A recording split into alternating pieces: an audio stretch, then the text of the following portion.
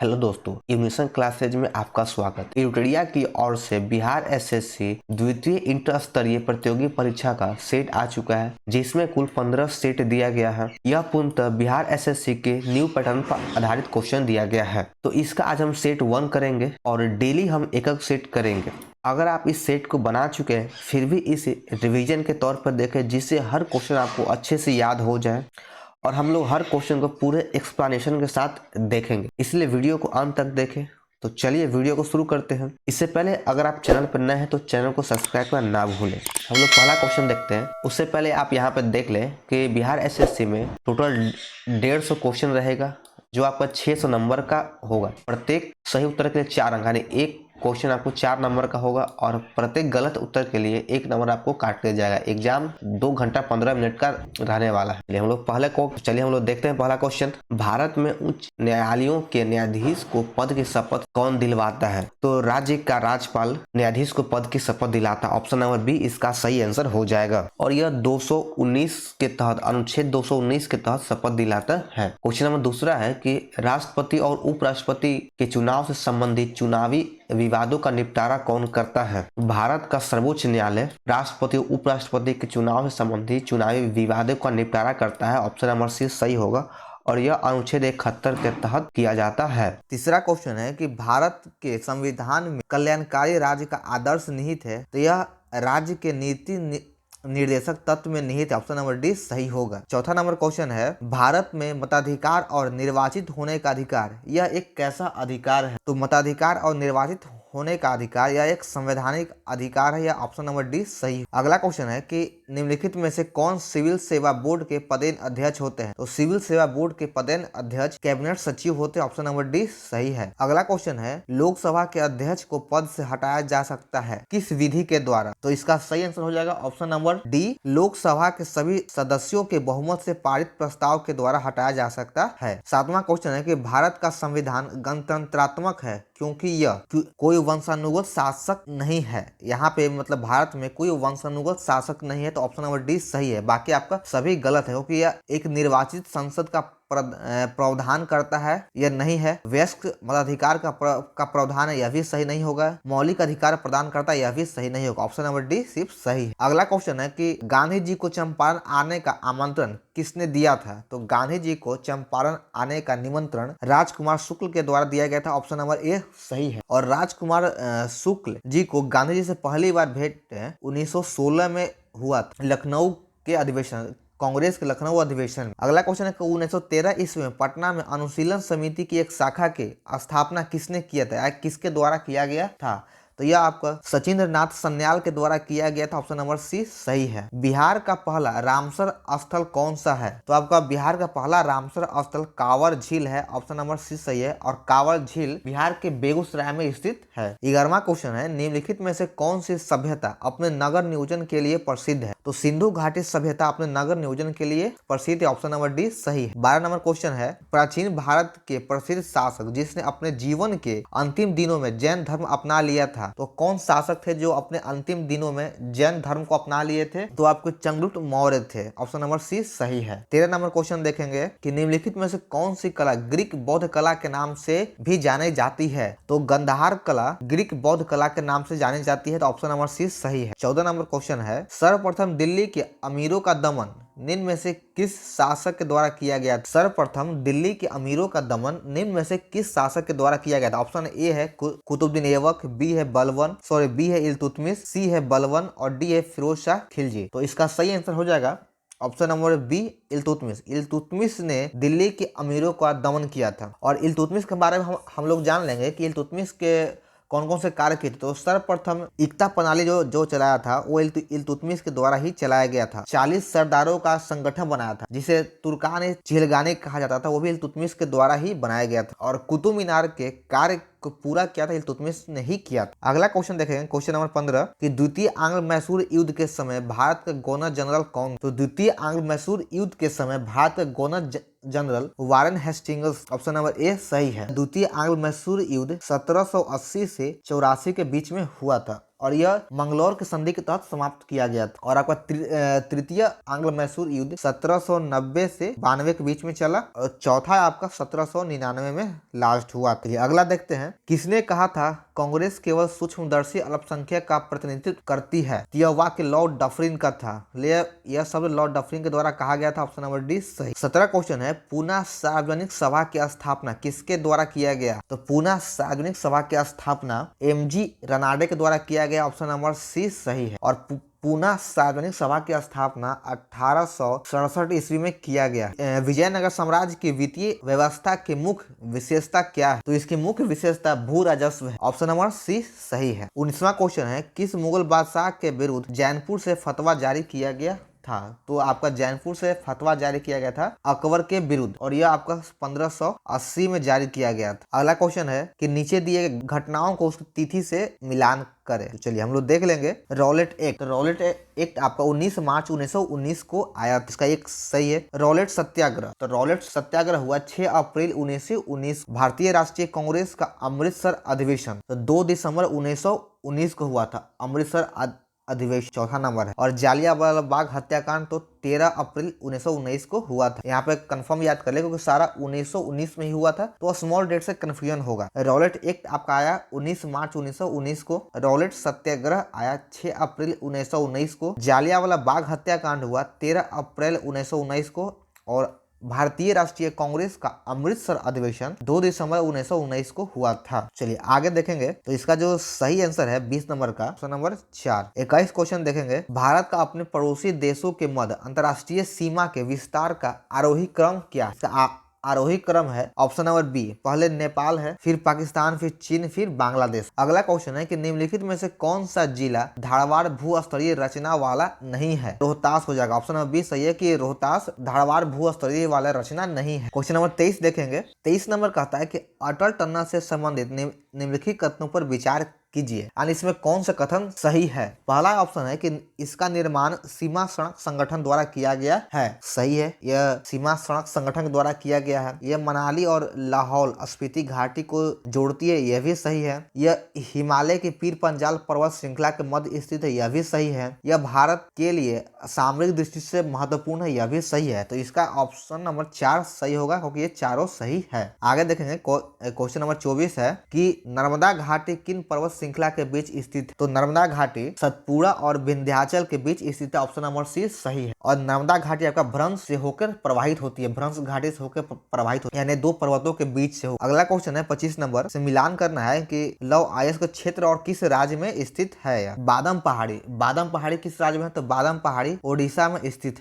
डलीराजहरा यह छत्तीसगढ़ में स्थित है। कुद्रेमुख, कुद्रेमुख आपका कर्नाटका में स्थित है। नोआमुंडी, नोआमुंडी झारखंड में स्थित है। तो इसका सही आंसर है ऑप्शन नंबर सी। अफ्रीका का सर्वोच्च पर्वत शिखर माउंट किलिमंजारो अवस्थित है तंजानिया में। यह आपका ऑप्शन नंबर सी सही है, तंजानिया में, यानी माउंट किलिमंजारो तंजानिया में स्थित है जो अफ्रीका महाद्वीप में स्थित है। 27 नंबर क्वेश्चन है, भारत में ग्रीष्मकालीन मानसून के प्रवाह के समान दिशा क्या है? तो इसका आपका समान दिशा दक्षिण पश्चिम से उत्तर पूर्व। ऑप्शन नंबर डी सही होगा। अगला क्वेश्चन है, सूची 1 और 2 को मिलान करना है, यानी एक तरफ आपका देश है और दूसरे तरफ राजधानी है। उज्बेकिस्तान की राजधानी है ताशकंद, ताजिकिस्तान की राजधानी है दुशानबे, किर्गिस्तान की राजधानी है बिश्केक और तुर्कमेनिस्तान की राजधानी है अशगाबाद। तो इसका सही हो जाएगा option number A. Next question है कि निम्नलिखित में कौन मुद्रा के अवमूल्यन का सबसे संभावित प्रभाव होगा? तो इसका सही आंसर हो जाएगा ऑप्शन नंबर बी, निर्यात में वृद्धि। नेक्स्ट क्वेश्चन है कि वह दर जिस पर अनुसूचित वाणिज्य बैंक रिजर्व बैंक से रातों रात धन की अतिरिक्त राशि उधार ले सकते हैं उसे क्या कहते हैं? तो 30 का सही आंसर हो जाएगा ऑप्शन नंबर बी, सीमांत अस्थायी सुविधा दर। अगला क्वेश्चन है, निम्नलिखित में से कौन सा कार्य आरबीआई से संबंधित नहीं है? यानी चारों ऑप्शन में से कौन सा कार्य आरबीआई से संबंधित नहीं है? तो हम लोग देख लेंगे। ऋण का नियंत्रण ये भी आरबीआई करती है। मुद्रा नोट जारी करना आरबीआई करती है। जनता को पैसा उधार देना तो डायरेक्ट आरबीआई किसी भी पब्लिक को पैसा ऋण पे नहीं देती है। अंतिम उपाय के रूप में वाणिज्य बैंक को धन उधार देना तो यह भी सही है। तो सिर्फ ऑप्शन नंबर डी, आरबीआई के द्वारा कार्य नहीं किया जाता है, तो इसका ऑप्शन बी सही होगा। अगला क्वेश्चन है कि भारत को आत्मनिर्भर और स्व उत्पाद अर्थव्यवस्था के रूप में स्थापित करने का प्रथम लक्ष्य किस पंचवर्षीय योजना का था। तो यह आपका तीसरी पंचवर्षीय योजना का लक्ष्य था। तो ऑप्शन नंबर सी सही है। राष्ट्रीय आय लेखांकन का जन्मदाता किसे कहा जाता है? तो साइमन कुजनेट्स को राष्ट्रीय आय लेखांकन का जन्मदाता कहा जाता है। ऑप्शन नंबर डी सही है। अंतर्राष्ट्रीय मुद्रा कोष एवं विश्व बैंक का मुख्यालय कहाँ स्थित है? तो इसका मुख्यालय वाशिंगटन डीसी में स्थित है। ऑप्शन नंबर डी सही है। भारत में कृषि उत्पादों से संबंधित बाजार का विनियमन कौन करता है? तो इसका सही आंसर हो जाएगा ऑप्शन नंबर सी, कृषि उत्पाद बाजार समिति अधिनियम के द्वारा किया जाता है। भारत ने किस देश को भेंट में 20 ब्रॉडगेज रेलवे इंजन उपहार में दिया है? तो आपको बांग्लादेश, ऑप्शन नंबर बी सही है। बांग्लादेश को 20 ब्रॉडगेज रेलवे इंजन उपहार में दिया गया है भारत के द्वारा। अगला क्वेश्चन है कि भारत में सरकार ने वर्ष 2023-24 में साधारण धन के लिए कितना न्यूनतम समर्थन मूल्य यानी MSP निर्धारित किया गया है? तो यह आपका 2183 रुपया निर्धारित किया गया है। ऑप्शन नंबर सी सही है। और MSP जो है कितने फसलों पे लगाया गया? तो है सिर्फ 22 फसलों पे MSP लगाया गया है भारत सरकार के द्वारा। किस मंत्रालय द्वारा पोषण भी पढ़ाई भी कार्यक्रम की शुरुआत किया गया? यानी किस मंत्रालय के द्वारा पोषण भी पढ़ाई भी कार्यक्रम शुरुआत किया गया है? तो वह है केंद्रीय महिला एवं बाल विकास मंत्रालय के द्वारा किया गया है। ऑप्शन नंबर बी सही है। चंद्रयान 3 जिसे हाल ही में प्रक्षेपित किया गया है का कुल वजन लगभग कितना है? तो इसका कुल वजन 3900 kg है। ऑप्शन नंबर डी सही है। अगला क्वेश्चन है कि विश्व पर्यावरण दिवस 2023 का थीम क्या है? तो वर्ष 2023 का थीम है प्लास्टिक प्रदूषण के समाधान। ऑप्शन नंबर बी सही है। हाल ही में किस राज्य के दुबराज चावल को GI टैग दिया गया है?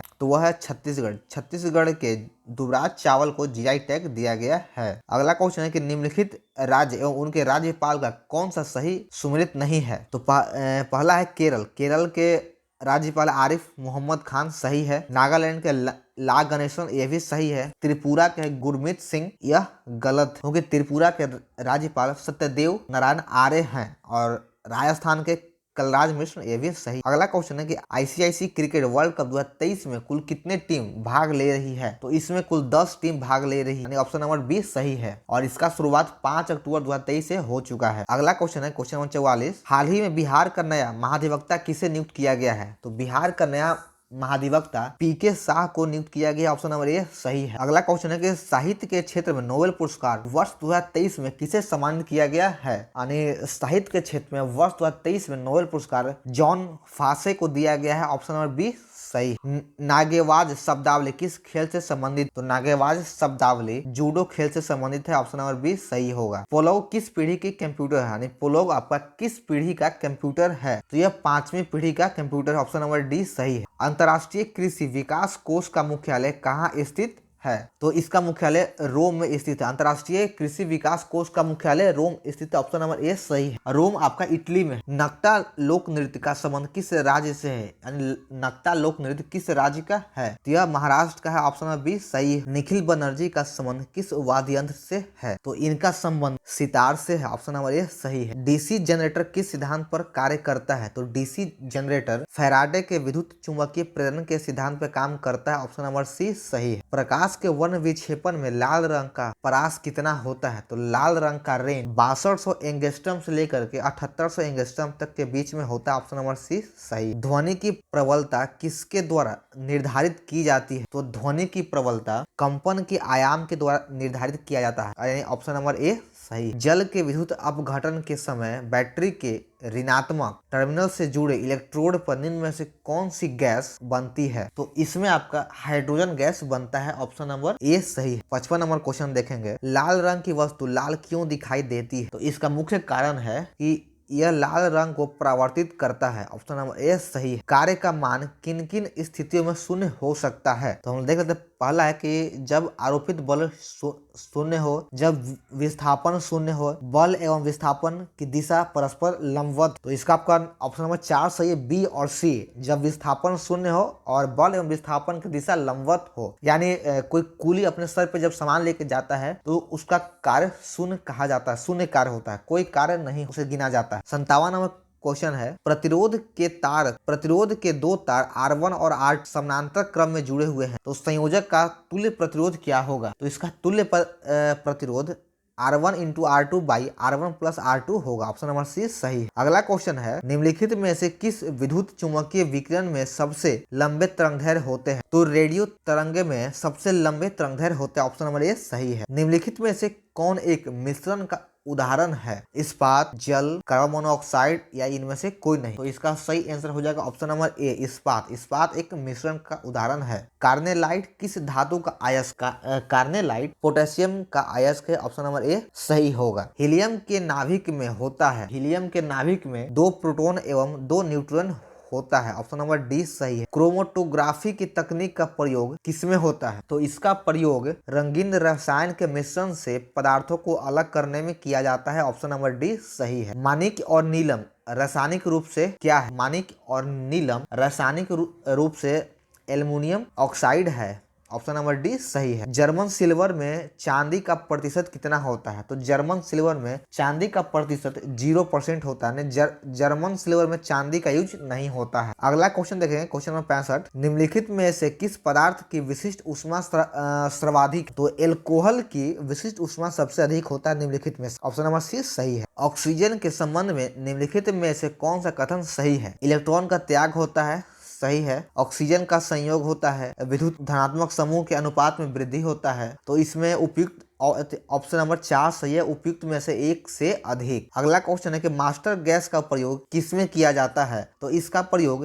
रासायनिक युद्ध में किया जाता है। ऑप्शन नंबर बी सही है। निम्नलिखित में से कौन सा एक विस्फोटक नहीं है? इसमें से आपका ऑप्शन नंबर ए नाइट्रोक्लोरोफॉर्म एक विस्फोटक नहीं, बाकी सभी TNT या पोटेशियम क्लोराइड सभी विस्फोटक पदार्थ। अगला क्वेश्चन है कि पृथ्वी पर सबसे पुराना जीव कौन सा है? तो पृथ्वी पर सबसे पुराना जीव नील हरित शैवाल है। ऑप्शन नंबर ए सही है। गर्म रुधिर वाले जंतु वे होते हैं जो अपने शरीर के तापक्रम को हमेशा एक सा बनाए रखते हैं। ऑप्शन नंबर डी सही है। यानी गर्म रुधिर वाले जंतु उसी को कहते हैं जो हमेशा अपने शरीर को एक समान बनाए रखते हैं। 71 नंबर क्वेश्चन है मिलान करने के लिए है। सुंदरी का हो जाएगा न्यू मेटाफोर। अमरबेल क्या है? तो अमरबेल चूषण मूल है। सिंघाड़ा क्या है? तो सिंघाड़ा सौंगिकार मूल है। और प्याज तो भूमिगत तना है। ऑप्शन नंबर बी सही है। अगला क्वेश्चन है कि शल्य क्रिया में आर्थोप्लास्टिक क्या है? यानी शल्य क्रिया में आर्थोप्लास्टिक क्या है? तो यह एक कुल्हे के जोड़ का प्रतिस्थापन है। अगला क्वेश्चन देखेंगे, मानव शरीर में पाचन का अधिकांश भाग किस अंग में संपन्न होता है? तो मानव के पाचन का अधिकांश